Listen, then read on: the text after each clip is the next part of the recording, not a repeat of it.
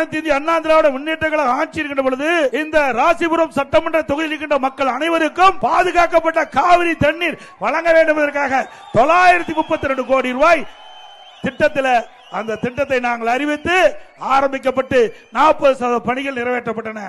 அது மட்டுமல்ல, ராசிபுரம் சட்டமன்ற தொகுதி மட்டுமல்ல, மல்லசமுத்திரம் ஒன்றியம், எலச்சிபுலை ஒன்றியம், பரமத்தி ஒன்றியம் கிட்டத்தட்ட 724 கிராமங்களுக்கு பாதுகாக்கப்பட்ட குடிநீர் அண்ணா திமுக ஆட்சியில் வழங்குவதற்காக திட்டமிட்டு 40% பணிகள் முடிக்கப்பட்டது. வேண்டுமென்ற திட்டமிட்டு அனைத்து இந்திய அண்ணா திராவிட முன்னேற்ற கழக ஆட்சியில் கொண்டு வரப்பட்ட திட்டம் என்ற காரணத்திற்காக இந்த திட்டத்தை இன்றைக்கு முடக்கி வைத்திருக்கிறாங்க.